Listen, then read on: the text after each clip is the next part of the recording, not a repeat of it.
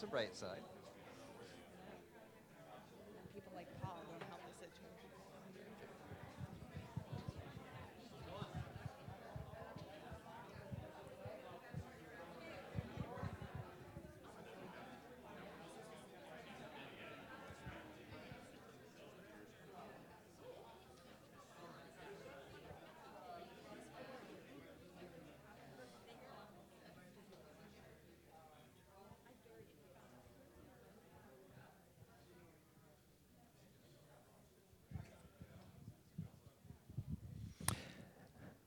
Well, it's good to see that there's so many excellent conversations going on, but all good things need to come to an end.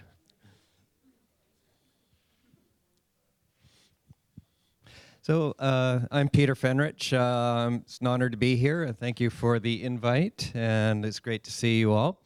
I'm going to be talking about learning differences and neurodiversity, and the focus is on universal instructional design.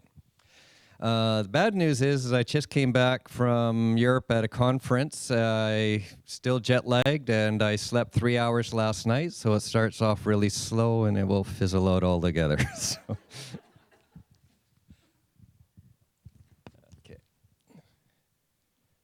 Hey, so learning outcomes. You should have this sheet, and I do ask that you don't read ahead because sometimes I'm going to ask you to compare and contrast your ideas to what's on the next slide. So describe principles of a universal instructional design, supporting a variety of learners through applying UID strategies. And if we have time, and I'm not sure how much time this is going to take, depends on how long the discussions go, we'll get into a little bit of design for PowerPoints. And you may hear universal instructional design described as universal design for learning as well. Okay, some foundational principles. Got ahead of myself. So we have to have materials that they're welcoming and inclusive, being respectful, supports accessibility for all sorts of individuals, flexible ways to participate, learning outcomes, the content and the assessment have to be aligned, and we need to have instructional strategies that are effective so that everybody can learn from them. And we also should be aware that if something does something really need a physical requirement, and maybe you need to change something to allow people with different disabilities, physical disabilities. Okay, so foundational principles, and these are basic things that all learners should have because universal instructional design really helps everybody. You need to engage the learner's interest, enable the learner to acquire information, and allow them to demonstrate knowledge in a variety of ways too. So what does it all lead to? Well, it leads to the creation of instructional materials that make learning accessible to a wide range of learners. Notice it says wide range, not everybody, because there's not one thing you can do that will help every single person in the world. It provides the essential foundations for varying people to effectively learn. And so what is done to support one challenge is also helpful in supporting others, as was described earlier today. So a lot of good ideas just help everybody. Okay, I won't read this list, but these are different things we're going to be talking about, and we'll see that in a sec. Okay, lessons need to be engaging. Through being participatory and including opportunities to learn with others. So, what happens if a lesson is not engaging? Yeah, it's self-evident. And there's a couple of quotes I really like.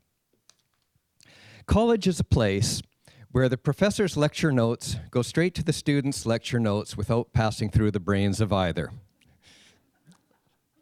And another one I really like. Some people talk in their sleep. Lecturers talk while other people sleep.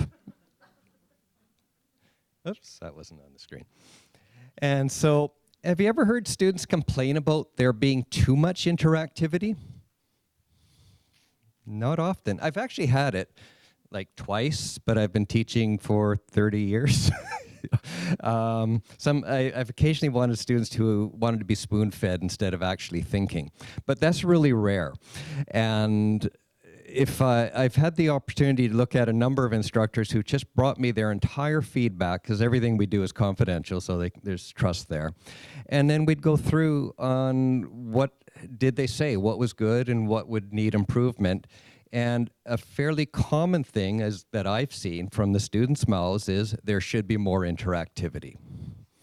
And I think that's a no-brainer for everybody here.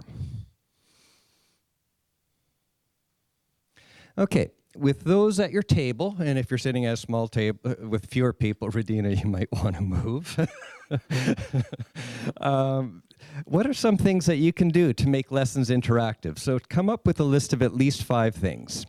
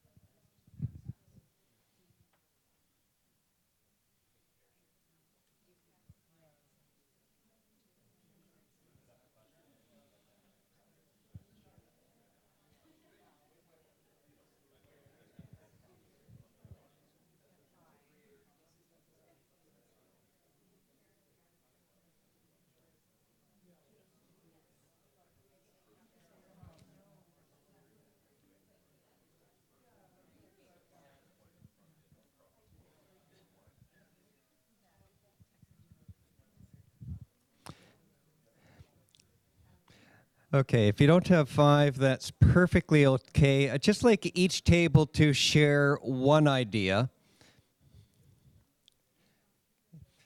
So what's one idea from each table? How about you guys? Are we going to have to pass the mic? Yeah.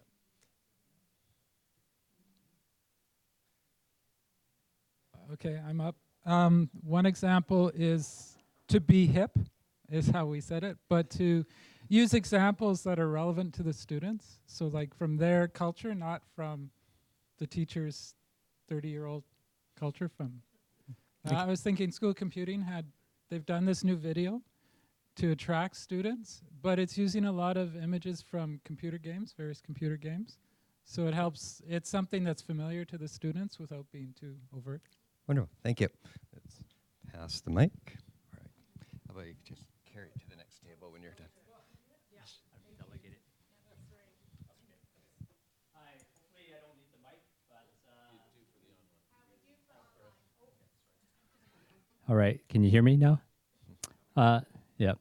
So for our idea, one of the ones that we listed is having a think, pair, share, where you could list a question or something for the students to talk about. It doesn't have to be related to the course, but to get them to feel comfortable with each other. They think about the idea or concept or answer to the question, pair up with another student and talk about it.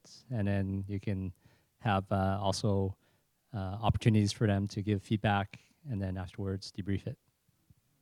Okay, maybe just take it to the next table.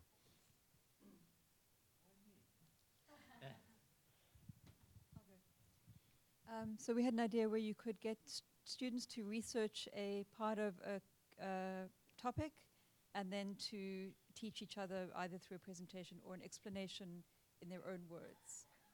Thank you. We'll go with our first one, which is direct application or project-based learning. Okay, thanks.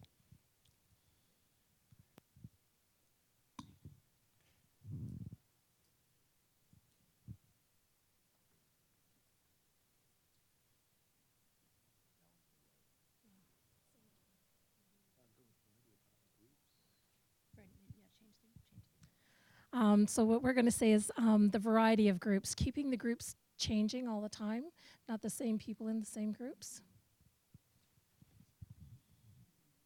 Okay, thank you. So one we had was establishing a foundation for learning through icebreakers and other stuff that allows students to get to know each other and feel more comfortable with each other. Thank you. Another good idea. And so we have one where students can consider case studies or questions, scenarios, and discuss them in a group, and then debrief later. Okay, thank you. Anybody notice the diversity in the answers? And from what your table came up with, just compare and contrast your ideas with this. This is obviously not a complete list. It's just, 10, whatever number, eight ideas. Some of those were there, but there's lots and lots of things that you can do. So then the question is, a variety of techniques is best. So I'm making that statement. So why is it the best?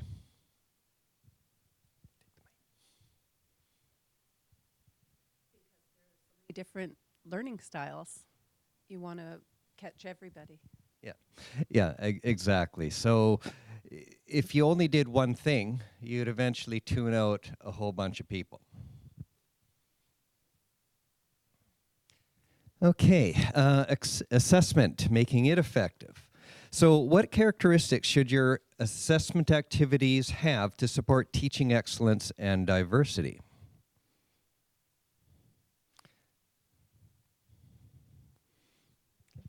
Yeah, I am.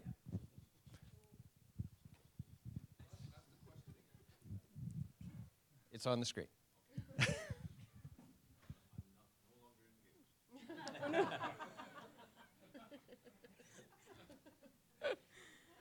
The question is, what characteristics should your assessment activities have to support teaching excellence and diversity? My perspective was going to be that it should be ongoing in nature rather than as a single catch point in time. Dynamic. Thank you. Thank you. Okay. One more if you have. For this particular one. Yep. I think dynamic assessment, we need to get more engaged with dynamic assessment because it gives you a clearer view of the student and you get to assess the student over a greater period of time rather than just trying to get them to download a bunch of information on one Wednesday in a week. And more importantly, you're back to being engaged. Oh, I'll pass the mic then. Okay, and just a couple of other ideas. It needs to measure, the assessment needs to measure the learning outcomes, varied ways, informal, and we've gotten at this in a sense, informal, informal. So, but an important thing is there needs to be numerous opportunities for feedback, and that's one reason why we have formal and informal. Okay. Now, looking at the brain a little bit. And this is a basic model of the brain where you get information, it goes to your short-term memory, and then it could just disappear, or you could, and what you need to do as an instructor is help to get them the information into their long-term memory. So there's a general fact that short-term memory is generally, the limit is about 7. Now, technically, there's some people who can do 9 and others who can do yet more. But normal human beings, 7 is about the capacity. So when you're teaching, should you give which is one finger, in my ISWs, Instructional Skills Workshops, I give everybody one of these, but I didn't think it was fair to cut down a tree to have one question on this. So if you're teaching and you've got a bunch of pieces of information, what should you, how many should you give? Should it be 3, 5, which is a B is 2, 7 pieces of information, or put up 4 fingers if you think none of the above. So what do you think? Good diversity and a little bit of shyness. Okay, answer is none of the above, because anything in teaching is it depends. However, I would not if 7 is the limit, why push it? Because you're going to then make it difficult for some of the weaker learners. So if I was teaching the days of the week, I would break it down into 5 and 2, because 5 is more manageable than going straight through 7 of them. Or we do our phone numbers in blocks, like 3 digits, and then 4 digits, because each of those pieces is manageable. But if you just zipped off 10, that's pretty hard to do. Okay, so ultimately, we need to get the information into a student's long-term memory. And so you want them to be able to bring it back out. So what are some things that you can do to connect information to something that they've already know? So what can you do to help them remember so that they can retrieve it? So what's something that you've done in class?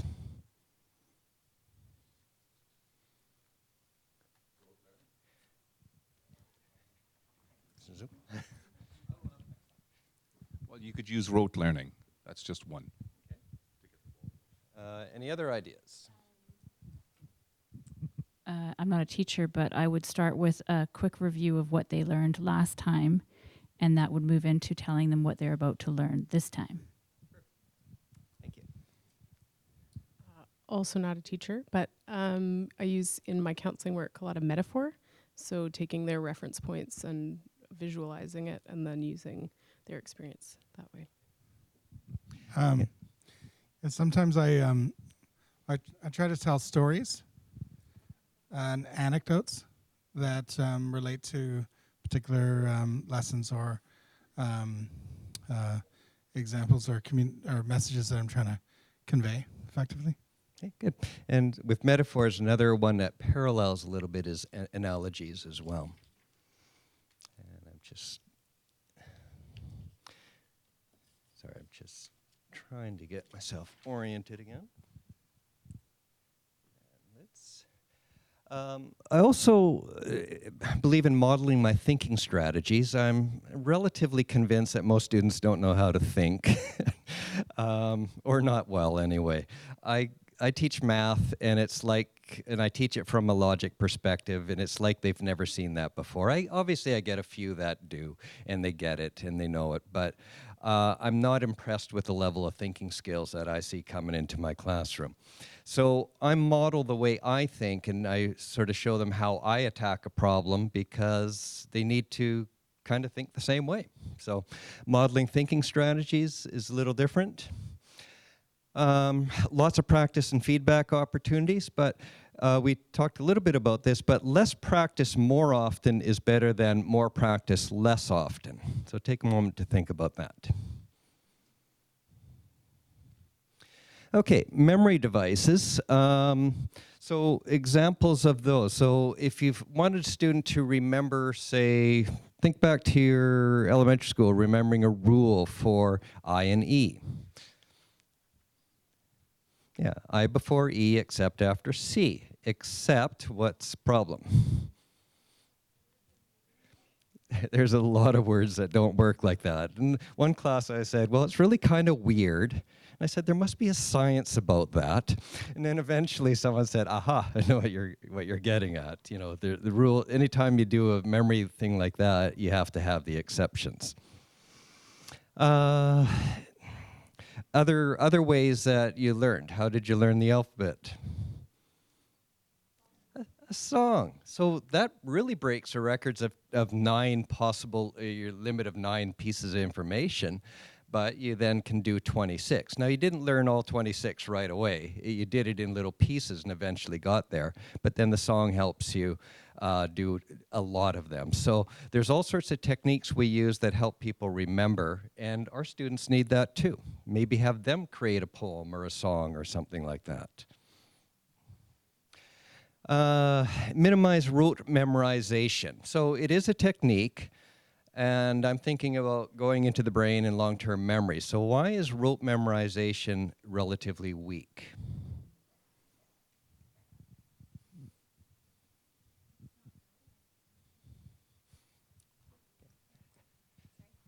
It's not relevant to anything real that matters to the student. So relevance is important, and if you can tap into the affective domain, it cements it. And that's absolutely correct. And from sort of the way the brain works, if you're just rote memorizing things, you've got one path into the brain, and thus only one path out. And so the odds of being able to find that information is hard. But if you link it to something they already know or would do, then you've got a better chance of bringing it out. Provide examples and non-examples. If you're teaching metals and you just said, here's an example of a metal, another, and another, well, a student wouldn't know what isn't a metal. Would glass be a metal? Maybe. You haven't said what isn't. And so also teach them what isn't is also important.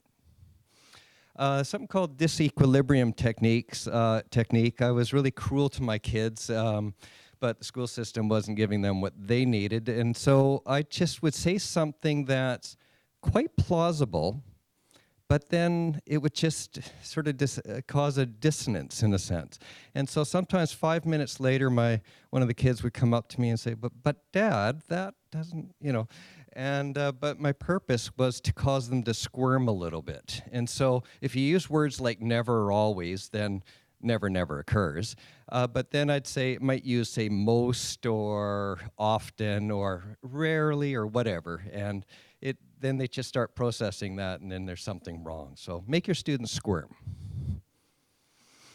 Okay, enable them to focus on one thing at a time, because multitasking is not truly possible. There's piles and piles of research on this. One reason why we shouldn't have a cell phone and drive.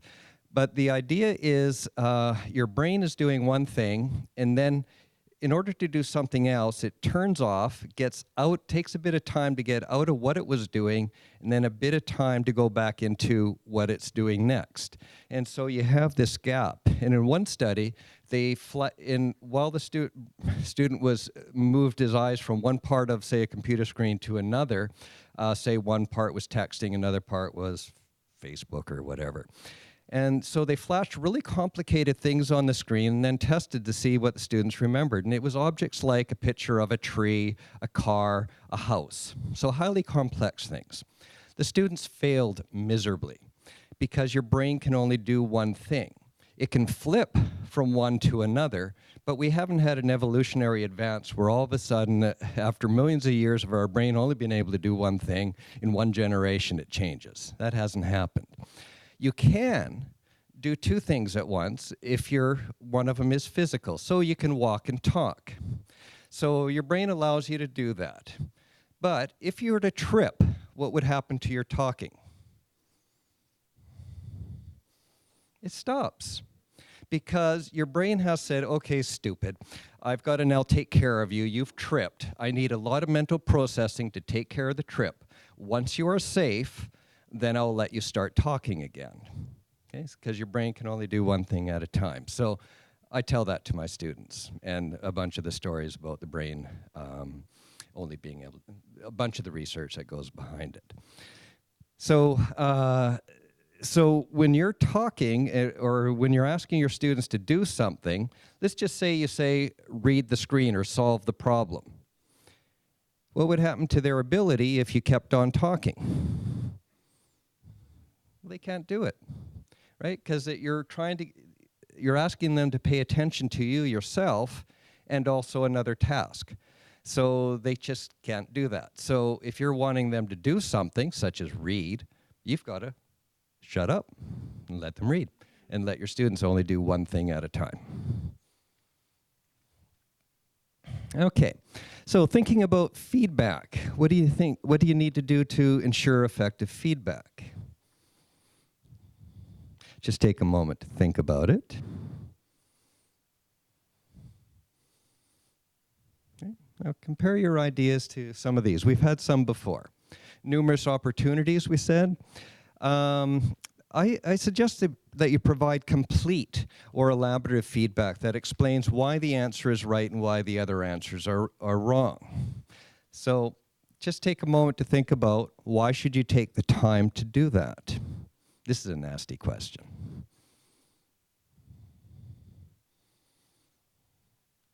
Anybody want to take a shot? It's going to be recorded, broadcast. What a nasty question. Well, sometimes a student gets it right for the wrong reasons, and sometimes they get it right for the wrong reasons. So if you just say C is right, you don't know that they truly understand that they have it right for the right reasons. So giving the details, you give a test to say, well, this answer is great, but I put on these other answer choices because these are common mistakes, and here's what's wrong with B, and here's what's wrong with D, and so on.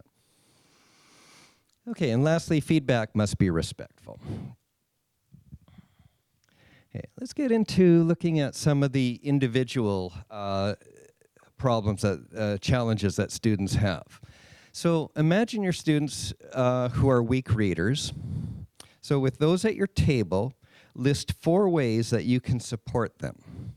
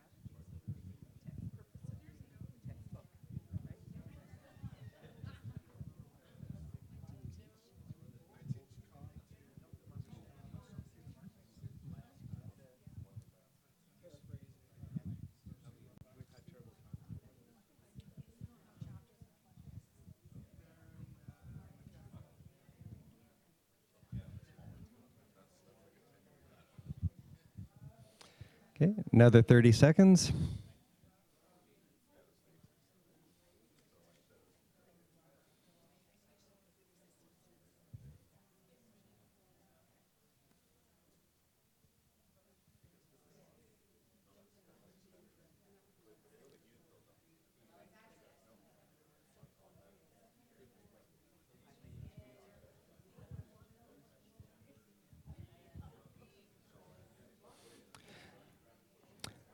Okay, in the interest of time, let's stop it there. What I'd like you to do is compare your answers, what's on the next screen, and then let me know if you let us know if you have something beyond any of these. Clear and concise language, simpler word choices, short sentences, active voice, not passive. Visuals really help a number of individuals, and focusing on what's needed, not giving a whole pile of extra details. Anybody have something to add to that list?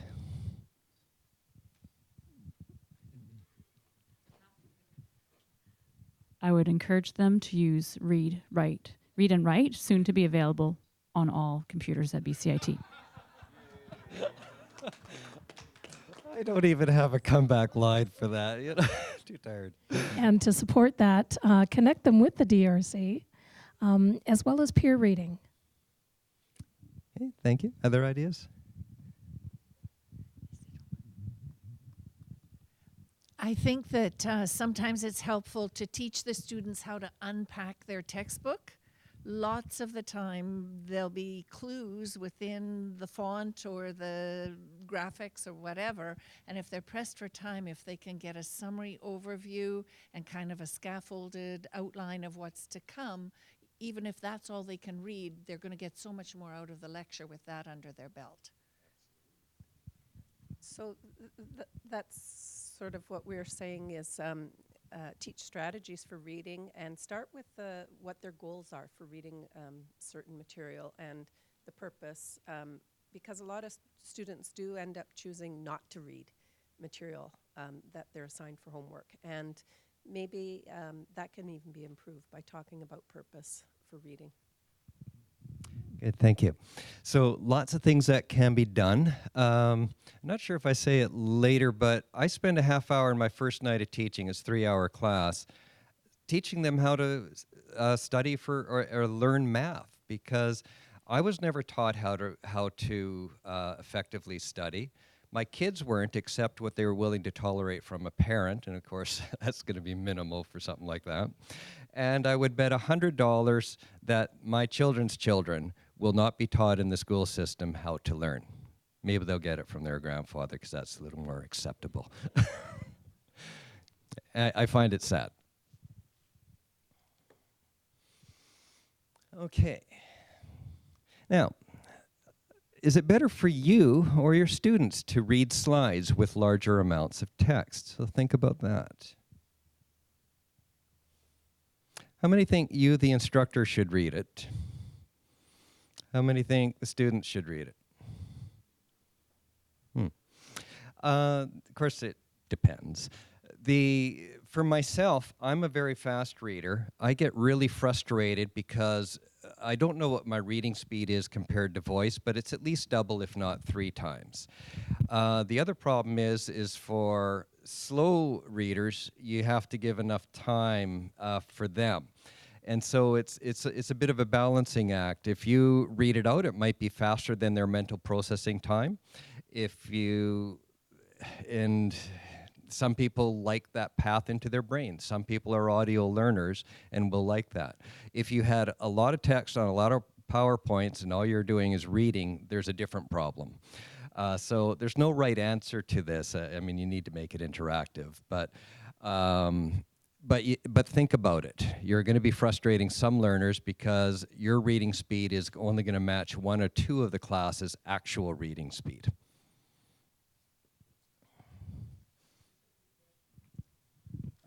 Where do you come down on excluding text from PowerPoints entirely, aka Tufty?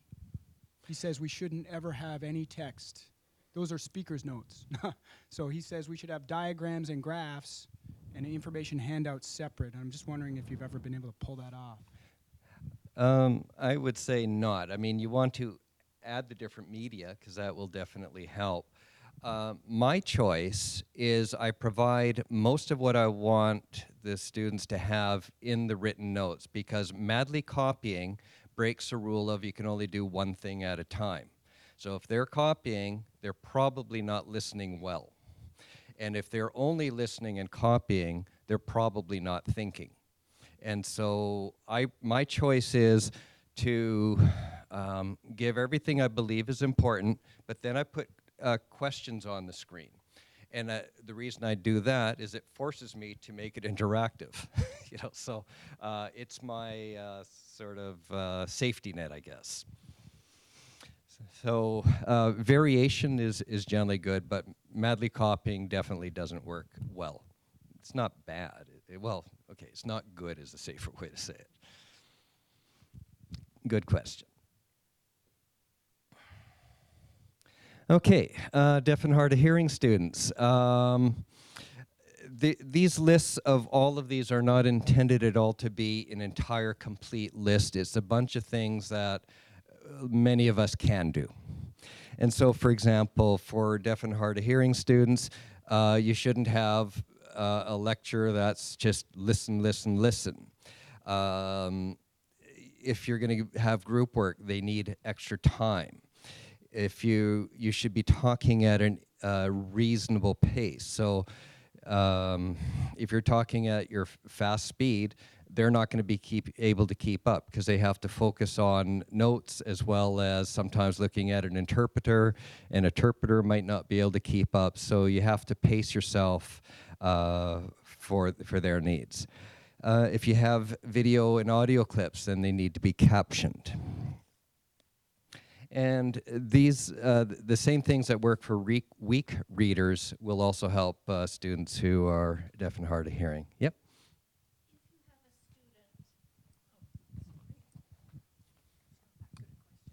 If you have a student who has an interpreter, what is the sort of etiquette? Who are you meant to make the eye contact with, the interpreter or the student? I would do it with the student, but you can. Yeah, students want to be connected.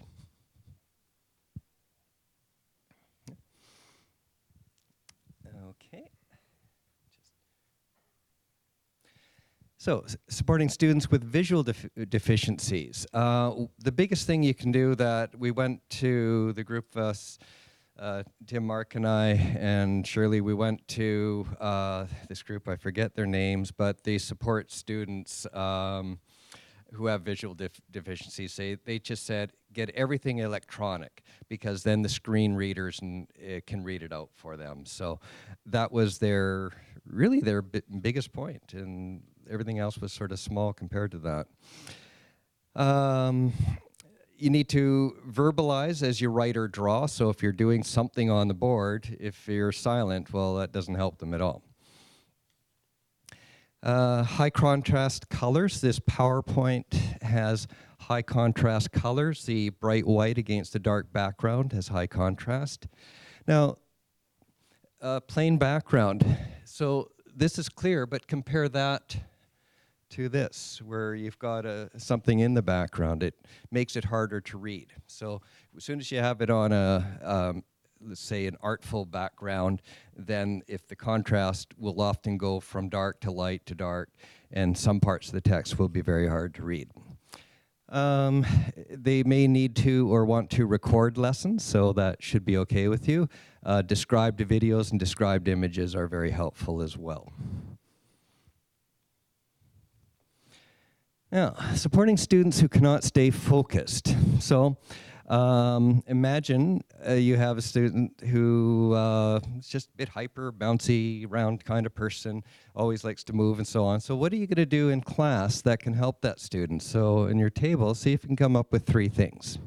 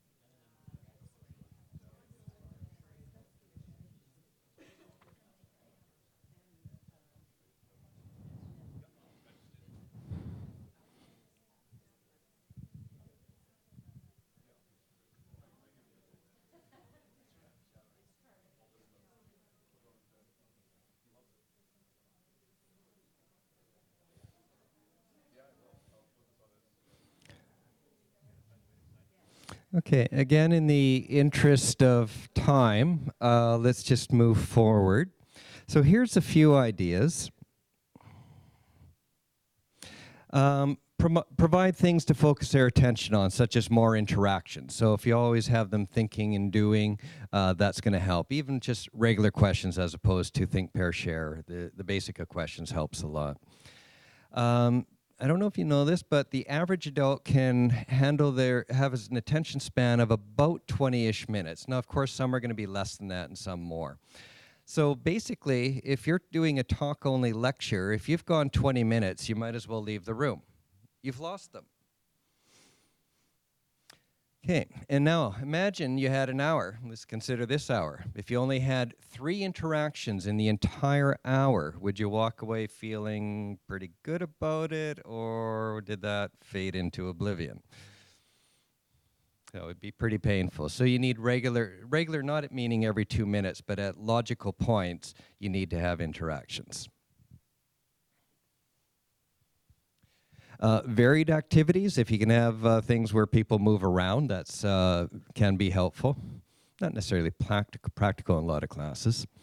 Provide cues. So it's just saying things like it's important to note that, or the key points to remember are. But you can't use that for everything you say, because if you said this is key, this is key, this is key, it kind of gets loses its effectiveness. And modulate your voice.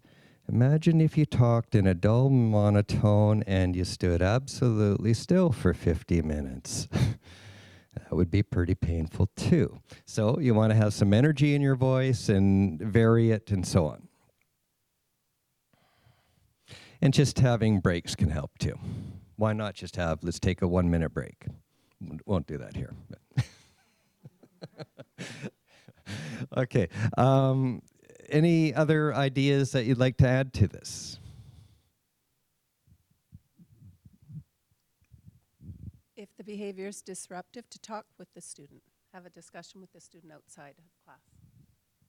Okay, thanks. I have found that the cell phones can be such a distraction in class, and my way of dealing with it that seems to be working so far is if I tell the students cell phones away until the top of the hour, and then we're all going to get them out and have a 3-minute texting break, because they can all hang on that long, and they seem to like it. It seems to work. So. Sounds fair. Good idea.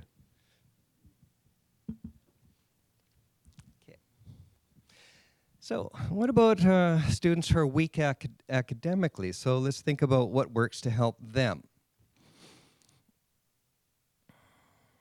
Okay, so just in your mind, just think maybe 2 or 3 things that you would do to help a student who was weak academically.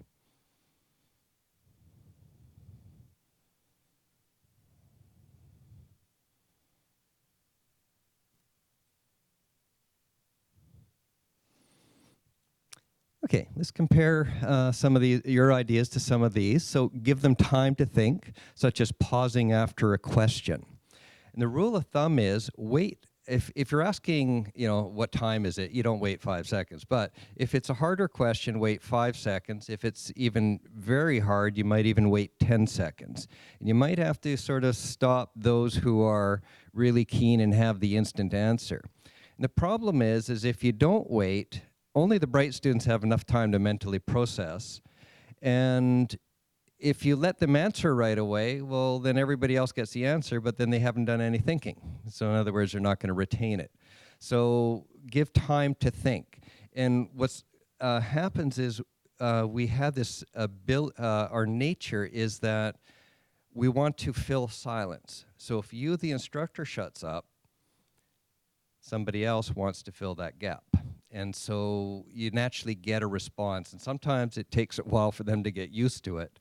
But you need to keep quiet. And what I often notice is someone says, what's the answer to blah, blah, blah? Here's nothing in 0.3 seconds, and then starts paraphrasing the question. Well, the problem is they just haven't had time to think. Think, pair, share is a great idea. I suggest that you only ask them a question they have a reasonable chance of getting. So my weak math students, I don't ask them the hardest questions. I know they're not going to be able to get it, at least not till they've had time to practice it. So what happens if you ask a weak student to answer a question that they can't answer? Nothing good. So I deliberately, once I get to know their ability, I specifically ask questions that, my examples go from easy to hard. So I'll ask them the easier questions and not ask them at the later ones. I'll go and check their work and so on, give advice, but I won't ask them to publicly state something I know they probably didn't get.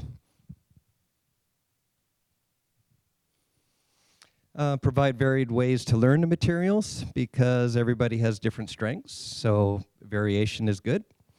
A variety of media, and so thinking about how the brain works, why would a variety of media, such as text, video, audio, graphics, photos, why is that better?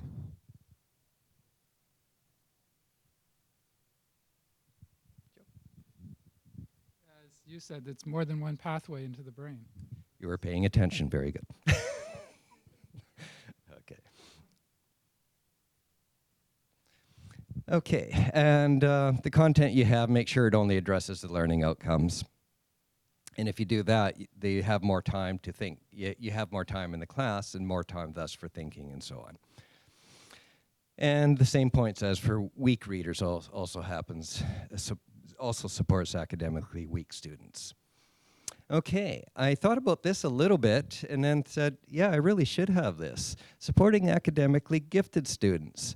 I'm very fortunate. My 3 children are extremely bright. I had a relatively easy time at school, and they had a much easier time than I did. And the school system wasn't working for them. And in grade 3, my daughter was probably reading at a grade 8 level, and the teacher forced her to read grade 3 books. And she went from an incredibly enthusiastic learner to someone who dreaded every day going to school. And it was heartbreaking for me. And, you know, we had, that was one reason, like I did this disequilibrium stuff just to stimulate her brain and so on. So what can you do? Ask a lot of higher order thinking questions. They should get that anyway, but make sure you're not just asking what is the weather out or whatever. Get them thinking and make them work hard. You can provide extra voluntary activities that are challenging. I myself was a lazy student pretty much all my life, and I never did anything like that, but there's a bunch of students who do like it. Providing additional resources to learn the content to a higher level. You want to encourage creativity. I was just at a conference, and one of the themes that came out is we have to have, a lot of them called it entrepreneurship, but when I was asking the questions, it was they want to have innovation, creativity. And I don't know the exact numbers, but the idea is like this. There was one research study. In kindergarten, 95% of the kids are creative. By grade 4, 70% are. By grade 8, 30% are. By grade 12, 10% are. Those numbers aren't accurate, but that idea. We kill creativity. But what do businesses need? They need creative people. So we need to support that. The high school, elementary high school system needs to do that, and we need to do it too. Give flexibility in how they can demonstrate knowledge. So I was with my students, I'm running out of time. With mine, I was always sort of saying, as long as you follow legal math rule, I don't care how you do it. They were stuck on that because they were told, for the most part, there's one way to get an answer. That just doesn't work in math. Okay, low confidence. And I've only got a minute or two, so I'm going to zip through this a little bit. So if you have low confidence, you want to give them time to think, ask questions they'll likely get right. Think, pair, share, begin exams with easier questions, positive, constructive feedback. Interact with them as you would with all students. In other words, don't treat people differently. And have confidence in them. If you say you don't have a chance in hell of getting this right, well, that's not going to work. Different learning preferences. There's a few ideas on that, but each of these is preferred by different people. Some like visuals. Some like to hear things, and others like to read. So most classes can probably have all 3 of those. And so a philosophy is every student should sometimes be taught in a way that he or she prefers, and no one single teaching method or medium is perfect for all learners. So we need variation. Okay, just looking at the graph of the brain, a bit is active when someone talks, a bit is active when someone watches, and a bit is active when someone is listening. I don't have a cross-section of the brain to do this, so it's not really a fair image, but basically if you have your students explain the material to someone else, the mental processing that they have to do to be able to explain something clearly is huge, and the entire brain is active. And if you can explain it, well, you can regurgitate it on a test. Okay, explain things, variety of activities, lots of interactions, different questioning techniques, experiential learning. In other words, do it, think about it, reflect, and then make changes. And we probably don't get our students to reflect enough. Variety of media, and individual and group activities. And one more. To support cultural minorities, have examples and case studies from around the world. Be gender neutral. Use names from around the world. So in my math, I had all the word problems were like my nephews, my kids, and whatever else. And I later noticed they were all Caucasian names. And so I just changed it.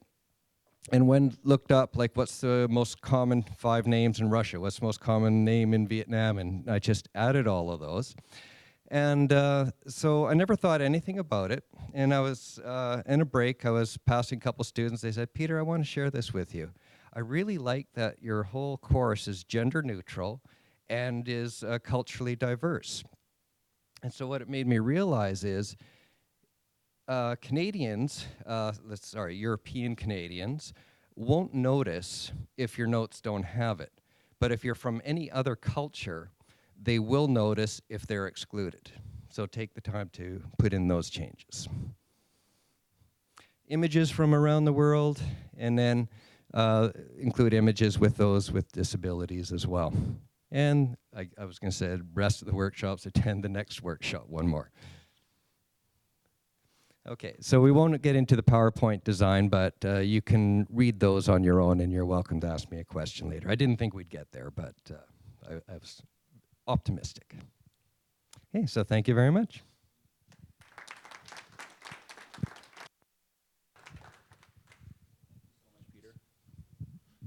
And that wraps up our day, and we just want to say thank you from the FSA for you guys to participate in the sessions today. Someone shared with me recently about diversity is like what we don't know, right? And that's actually part of it, like actually discussing these topics. So again, thank you so much. Take the time to network, and I hope to see you at the next session. Thank you.